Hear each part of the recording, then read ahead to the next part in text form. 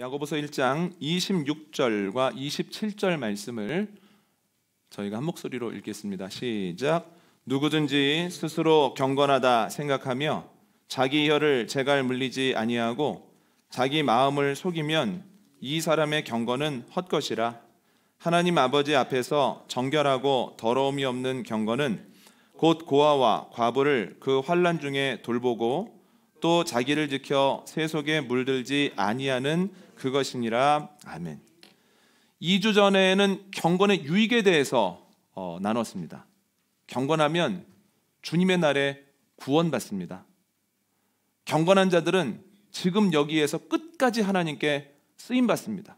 모든 사람들이 암흑기라고 얘기하고 침묵기라고 이야기하는, 그래서 좌절하는 그때 하나님의 일하심을 먼저 보고 먼저 기쁨과 평안을 누리고 사람들에게 전한다라고 말씀을 드렸습니다. 또한 그뿐만 아니라 경건한 사람들을 통해서 하나님이 어떤 분인지 어떠한 방식으로 일하는지가 오롯이 드러난다라고도 말씀드렸죠.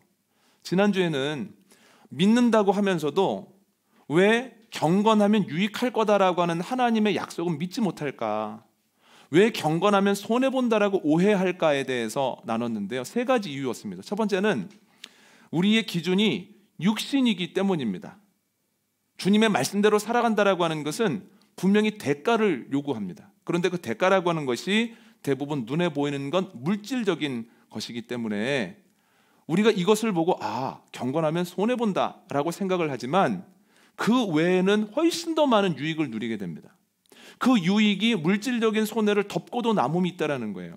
두 번째는 기준이 지금이기 때문입니다. 눈에 보이는 것이 강렬하여서 그것이 손해보는 것처럼 지금 느껴질 뿐 결론은 지금 있는 것이 아니라 차차 시간이 가면서 드러나게 될 일들에 있다는 거예요. 그래서 시간이 지나고 보면 시간이 지나면 지날수록 주님 말씀대로 살았던 것, 선택했던 것이 나에게 큰 복을 가져다 주었구나 라고 하는 것을 알게 된다라고 하는 거죠. 세 번째는 저희가 오해하는 이유는 하나님이 어떻게 일하시는지, 얼마나 넉넉하신 분인지를 경험해보지 못했기 때문입니다.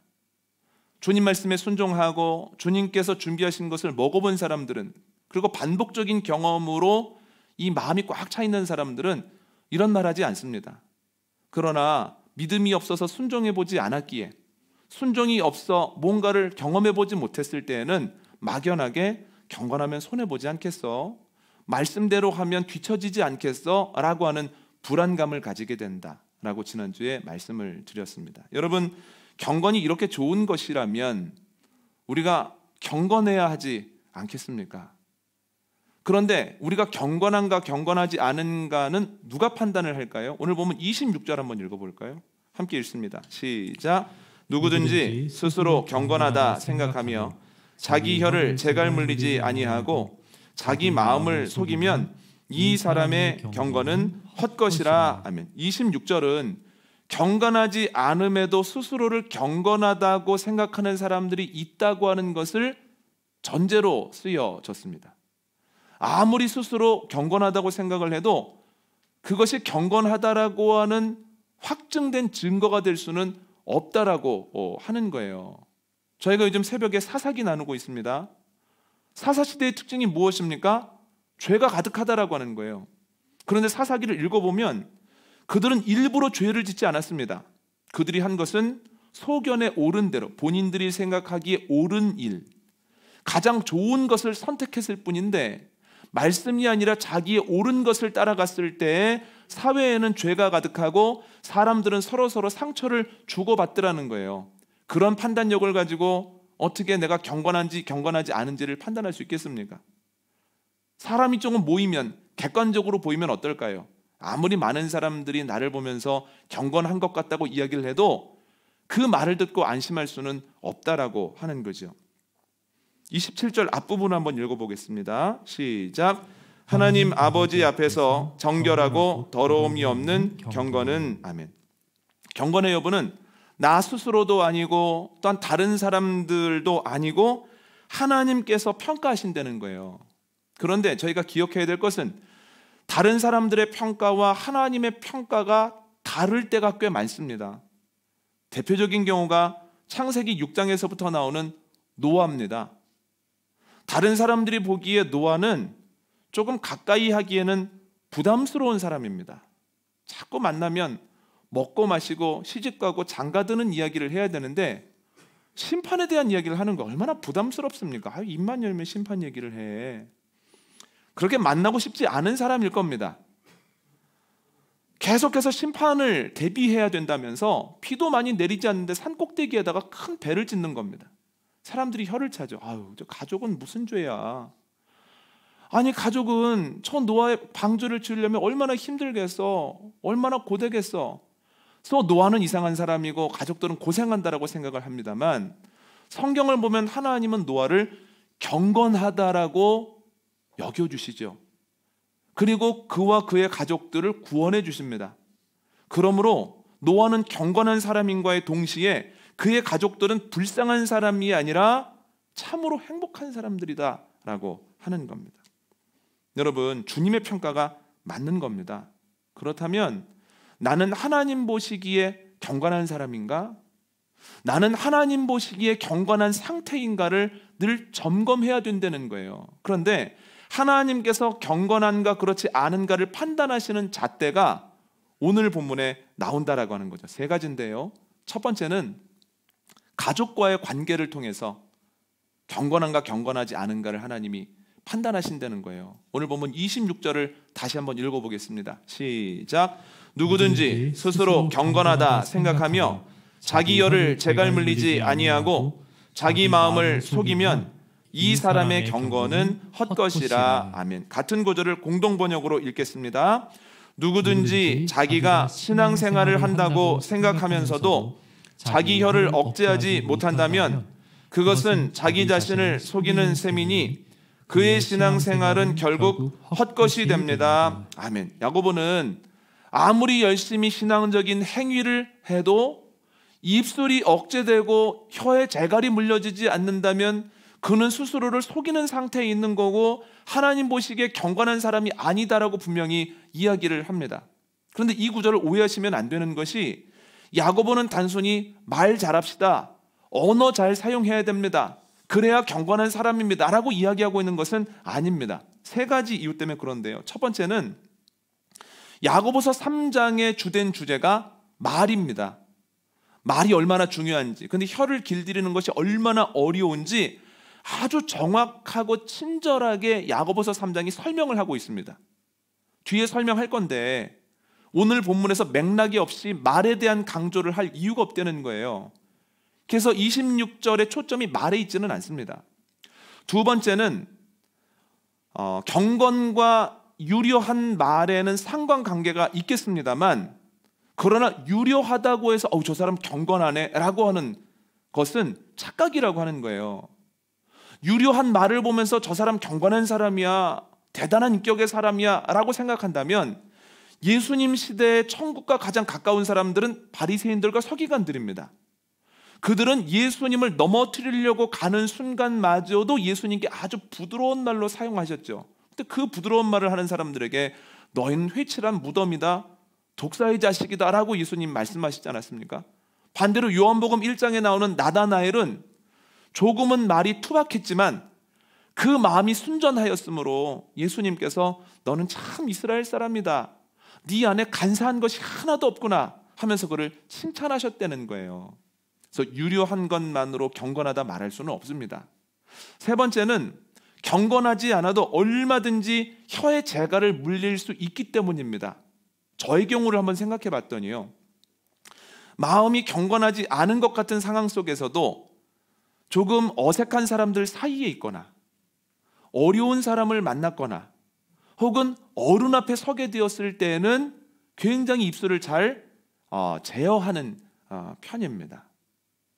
한 번 더 생각하고 표현을 다듬은 다음에 이야기를 하게 되어 있습니다. 특별히 단 위에서는 훨씬 더 잘 제어합니다.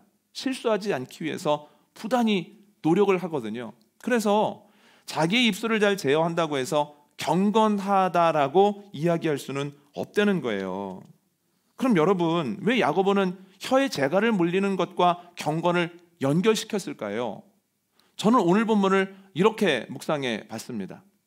편안하다고 해서, 거리낄 것이 없다고 해서, 익숙하다고 해서 그가 말할 때 혀를 제어하지 못하는 모습을 보면 저 사람이 지금 경건한 상태는 아니구나 라고 하는 것을 알 수 있다라고 하는 거예요. 매일 만나는 사람, 가장 가까운 사람, 특별히 가족들에게 하는 말, 하는 행동들을 통해서 경건을 점검해 볼 수 있다라고 하는 거죠. 여러분들은 지금 경건하신 상태입니까? 한번 점검해 보시기를 원합니다. 매일 만나는 사람들, 가장 편한 사람들과 이야기할 때 그 말이 예수 그리스도를 향하고 있습니까? 그리스도인인 것 같은데 가장 편한 사람들과 하는 이야기들은 예수님과 전혀 관계없는, 더 나아가서 예수님이 들으시면서 눈살을 찌푸릴 만한 걱정, 염려, 욕심을 주제로 이야기하고 계십니까? 여러분들은 경건하십니까? 가장 편안한 이들에게 말씀하실 때 그 모습이 예수 그리스도를 떠올리게 합니까? 내가 가장 가깝고 익숙한 이들에게 하는 그 모습 그대로 예수님께 행하여도 큰 문제가 없겠습니까? 여러분들에게 이 질문을 드리기 전에 제 스스로에게 한번 적용을 해봤습니다. 생각나는 것도 많고 찔리는 것들이 너무 많아서 마음이 굉장히 무거웠습니다. 교인들, 더 나아가 어른들에게 이야기할 때처럼 가장 가까운 아내에게도 그리고 부모님에게도 이야기했어야 됐는데 참 부끄러운 것이 많이 생각이 나고요. 또한 교회 아이들의 이야기에 귀를 기울이고 또한 이해가 안 될 때에도 기다려줬던 것처럼 우리 아이들에게도 좀 더 인내했어야 했는데 그러지 못했구나 하는 것들이 생각이 났습니다. 왜 그랬을까? 아마도 편하기 때문에, 또 뒤탈이 없기 때문에 이 마음이, 입술이 제어가 잘 안 됐던 것 같습니다. 여러분들은 어떠십니까? 가장 가까운 사람들, 특별히 가족들에게 보이는 모습 그리고 수준을 통해서 볼 때 여러분들은 지금 경건하십니까? 경건을 점검하는 예배 시간 되시기를 원합니다. 두 번째 잣대는 약자와의 관계입니다. 27절 앞부분을 읽겠습니다. 27절 앞부분입니다. 자, 눈을 뜨십시오. 집중하십시오. 27절 앞부분 읽습니다. 시작. 하나님 아버지 앞에서 정결하고 더러움이 없는 경건은 곧 고아와 과부를 그 환난 중에 돌보고. 아멘. 성경을 보면 하나님은 어려운 중에 있는 고아 과부 객을 도와야 된다라고 반복적으로 말씀을 하십니다. 이 말씀을 볼 때마다 당연히 어려운 사람들을 보면 측은한 마음이 들지 않나라고 생각하기가 쉽지만 성경은 죄인인 우리가 약자 앞에서 얼마나 잔인해질 수 있는지를 아주 명확하게 보여줍니다. 요한복음 9장 1절과 2절 한번 읽어볼까요? 시작. 예수께서 길을 가실 때 날 때부터 맹인된 사람을 보신지라. 제자들이 물어 이르되 라삐여, 이 사람이 맹인으로 난 것이 누구의 죄로 인함이니이까? 자기니까 그의 부모니까? 아멘. 예수님께서 이 땅에 계실 때 사람들은 장애나 질병의 고통을 겪는 것이 죄의 결과라고만 생각을 했습니다. 제자들도 예외는 아니었습니다. 그래서 아픈 사람들을 보면, 장애 있는 사람들을 보면 무슨 죄 지어서 저렇게 된 거야 이렇게 치부를 했는데요. 그런데 난제가 하나 있었습니다. 날 때부터 장애가 있는 경우는 어떻게 이해를 해야 되는 거예요? 그 아이의 죄 때문인가? 아니, 태중에 있는 죄를 이렇게까지 책임을 져야 되나? 무슨 큰 죄를 태중에서 졌다고 이렇게 어려움을 겪을까? 이런 생각이 하나 있고요. 또 하나는 부모님이 악했기 때문인가? 아니, 부모님의 죄를 왜 아이가 책임을 져야 되는가? 하는 생각을 하면서 이 난제 앞에서 끙끙댔지요. 그런데 어느 날 예수님과 길을 가는 중에 날 때부터 소경인 사람을 만나게 됩니다. 그러니까 예수님께 묻는 거예요. 이게 누구 죄 때문입니까? 이것이 그 사람의 죄 때문입니까? 가족의 죄 때문입니까? 이렇게 묻죠. 여기에는 두 가지 생각이 들어있습니다. 첫 번째는 우월감이 들어있습니다. 저 사람은 죄를 지어서 저렇게 어렵구나.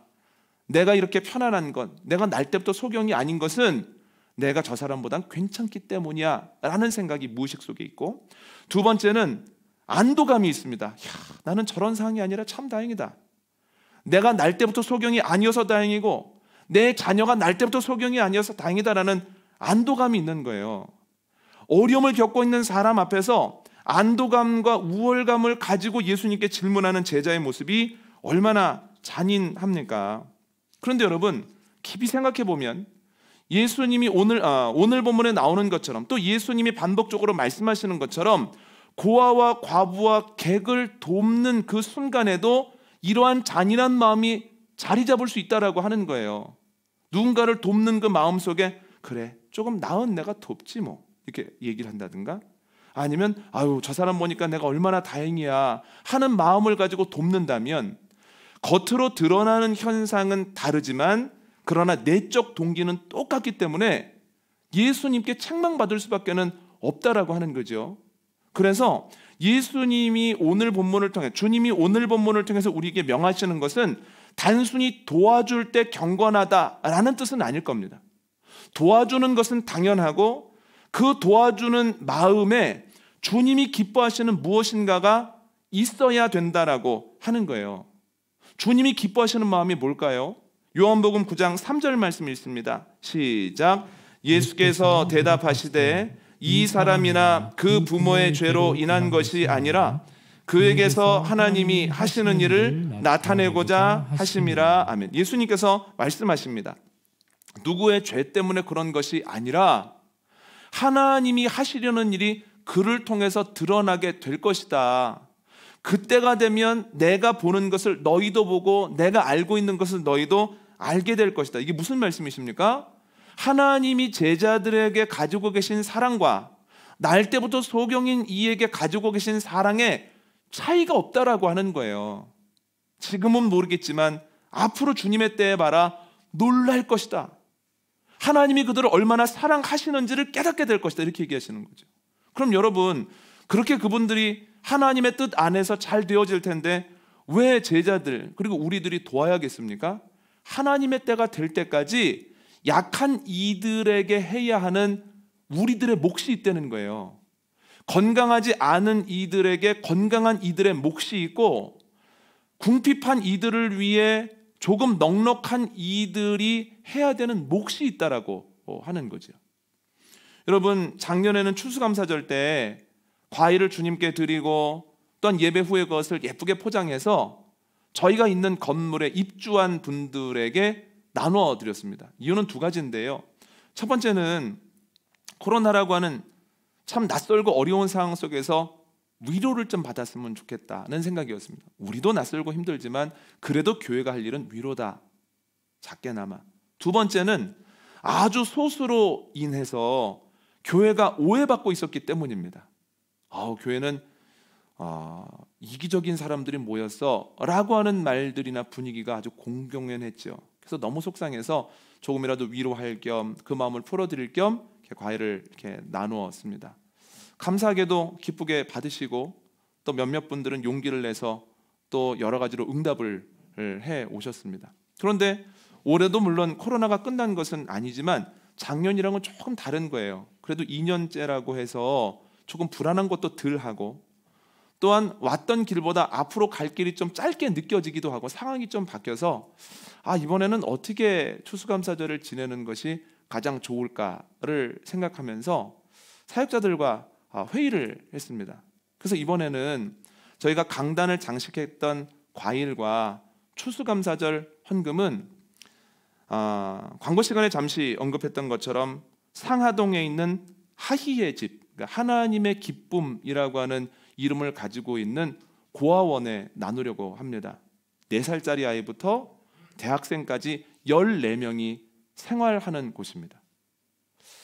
아이들을 생각하면 마음이 조금 무겁습니다만 분명히 고백할 수 있는 것은 하나님께서 그 아이들 하나하나를 만드셨고 또는 그 아이들을 아끼시기 때문에 하나님의 때가 되어지면 각각 아이들 안에 있는 하나님의 계획이 온전히 이루어질 겁니다. 놀라운 일들이 분명히 일어날 겁니다.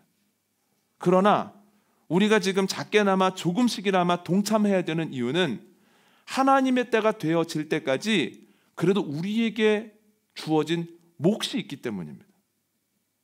여러분, 오늘 본문을 통해서 알 수 있는 것은 아하, 하나님의 뜻은 가장 어려운 사람들에게도 동일하며 그때가 되어질 때까지 우리의 몫이 무엇인가를 깨닫고 그 몫을 감당하기 위해서 그래도 노력할 때에 하나님께서는 그 노력을 보시고 또 경건하다, 너의 몫을 감당하려고 하는 그것이 내 마음을 기쁘게 한다라고 말씀해 주신다는 거예요.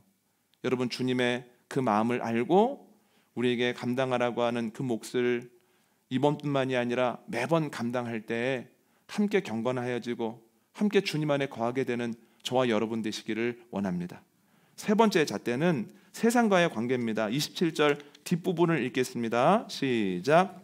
또 자기를 지켜 세속에 물들지 아니하는 그것이니라. 아멘. 이 구절을 보면서 그럼 세상과 담을 쌓아야 되나? 라고 생각하기가 쉽습니다만, 만약에 주님이 원하시는 것이 세상과 완전히 분리돼서 사는 것이라면 예수님께서 하늘 보좌를 버리시고 왜 이 땅에 인간의 몸을 입고 오셨겠습니까? 왜 제자들에게 산상수훈을 통해서 너희는 세상의 빛과 소금이라고 말씀하셨겠습니까? 왜 70문도를 비롯한 적지 않은 제자들을 세상에 파송하셨겠습니까? 세상과 분리되어 사는 것은 주님의 뜻이 아니라는 거예요. 주님의 뜻은 세상 안에서 치열하게 살아가면서도 세속에 물들지 않는 겁니다. 그러면 세속에 물들지 않는다는 것이 구체적으로 뭘 뜻할까요? 창세기 6장 1절과 2절 한번 읽어보겠습니다. 시작. 사람이 땅 위에 번성하기 시작할 때에 그들에게서 딸들이 나니 하나님의 아들들이 사람의 딸들의 아름다움을 보고 자기들이 좋아하는 모든 여자를 아내로 삼는지라. 아멘. 노아 시대에 하나님의 아들들은 사람의 딸들의 아름다움을 보고 마구 아내로 삼았습니다. 그러니까 하나님이 기뻐하시는 것은 하나님의 아들들이 사람의 딸들에게 영향을 주는 겁니다만, 반대 현상이 일어났죠. 하나님의 아들들이 사람의 딸들에게 영향을 받아서 생각하고 결정하고 행동하더라고 하는 거예요. 영향을 주어야 되는데, 그것이 하나님의 기뻐하시는 일인데 오히려 영향을 받아서 움직이는 것, 이것은 노아 시대에만 일어났던 일은 아니다라고 하는 거예요. 지금도 여전히 일어나고 있는 일입니다. 여러분, 하나님의 사람들이 세상에 영향을 미치는 것을 복음화라고 합니다. 하나님이 기뻐하시는 일이죠. 산상수훈에서 말씀하셨던 빛과 소금이 되는 일입니다. 반대로 세상에 영향을 받아서 교회가 움직이고 교회가 행동하는 것을 세속화라고 합니다. 여러분들이 생각하시기에 지금의 교회는 복음화의 길을 걸어가고 있습니까? 세속화의 길을 걸어가고 있습니까? 너무나 안타깝지만 교회 안에 있는 사람에게 물어봐도, 밖에 있는 사람에게 물어봐도 복음화의 길을 걸어가기보다는 세속화의 길을 걸어가는 경우가 대부분이다라고 하는 거예요. 여러분, 교회를 평가할 때 성경적 관점에서 주님이 원하시는 것이 뭘까를 고민하면서 평가하지 않습니다. 세상의 관점에서 평가하죠. 얼마나 사람이 많은가, 얼마나 넉넉한가, 얼마나 유명한가를 가지고 평가를 합니다. 그래서 많으면 저 교회는 잘 되고 있구나, 저 교회는 문제가 없구나, 이렇게 생각하죠. 아니요, 문제는 아무리 많이 모이고 아무리 웅성웅성한 것 같아도 야, 하나님 없이도 되네 라고 하는 생각을 가지는 순간 거기는 문제투성입니다. 왜냐하면 지금은 드러나지 않을지라도 하나님의 때에 그 하늘문 앞에서 야, 나는 너희를 모른다, 니네가 했던 모든 것은 불법이라고 말씀하시면 이게 얼마나 아찔한 일입니까? 그럼에도 불구하고 세상적인 관점에서 평가를 한다는 거예요. 세상에서 많은 것을 가지고 힘이 있는 분들이 교회 안에서도 하나님과의 인격적인 관계를 맺지 못한 상태임에도 불구하고 중심적인 역할을 하는 경우가 많다는 거예요. 제가 12월 달에 당회를 하게 될 텐데, 당회의 가장 중요한 직무는 임원을 임명하는 겁니다. 회원을 정리하고. 그런데 당회를 앞두면 적지 않은 교회들이 굉장히 머리 아파합니다. 왜 그럴까요? 직분을 계급으로 인식하기 때문입니다. 그래서 내가 직분을 받을 줄 알았는데 받지 못했을 때 그 상실감도 있고요. 때로는 현상은 반대지만 완전히 똑같은 것은 나는 죽어도 직분을 받지 않겠다고 하는 분도 있습니다. 왜 그럴까요? 직분을 계급으로 인식하기 때문입니다.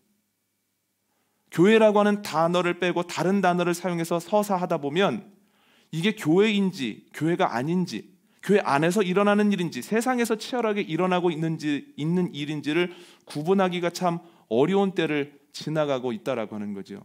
주님은 복음화하라고 우리에게 명령하셨는데 세속화가 되어가고, 세상을 복음으로 물들이라고 말씀하셨는데 우리는 세속에 물들고 있는 것은 아닌가 하는 생각을 해봅니다.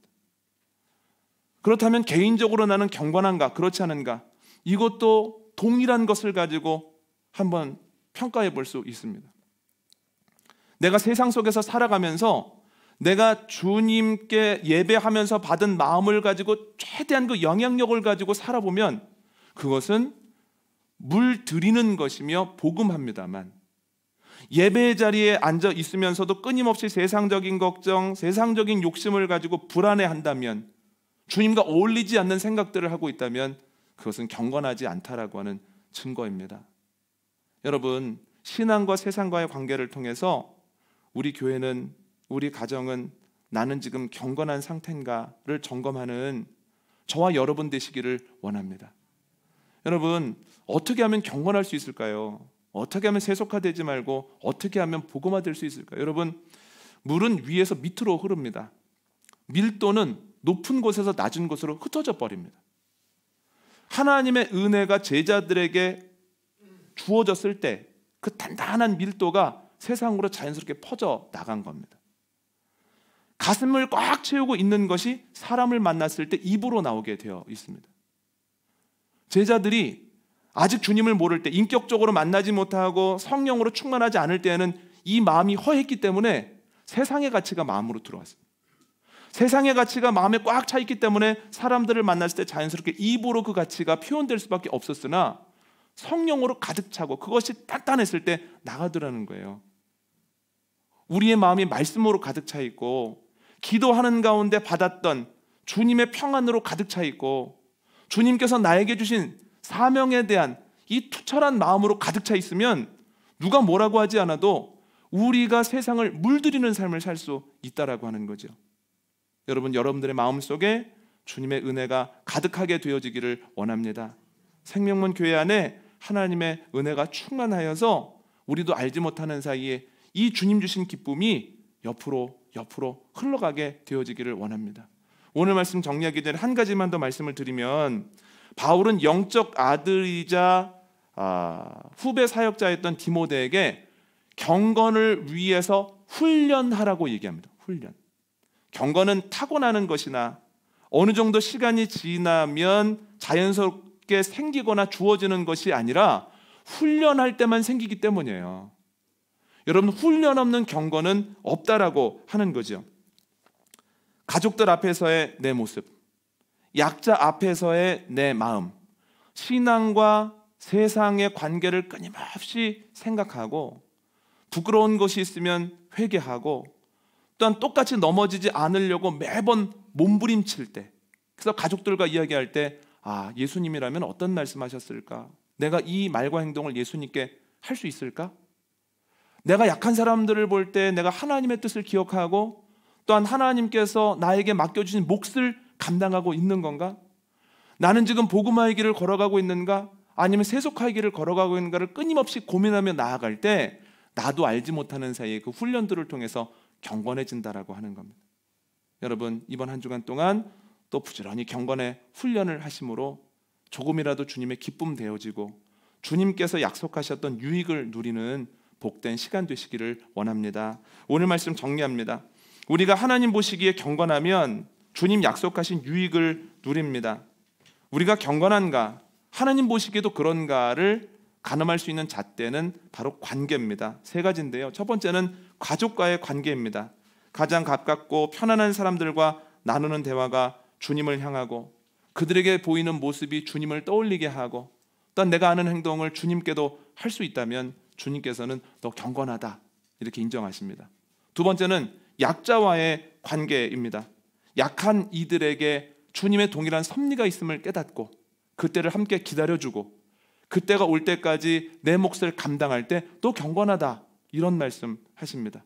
세 번째는 세상과의 관계입니다. 세상 속에서 치열하게 살아가면서도 새 속에 물들지 않고 세상을 물들일 때 주님께서는 너 경건하다라고 말씀하십니다. 주님이 인정하실 만한 경건의 삶, 그 유익을 누리는 저와 여러분 되시기를 원합니다.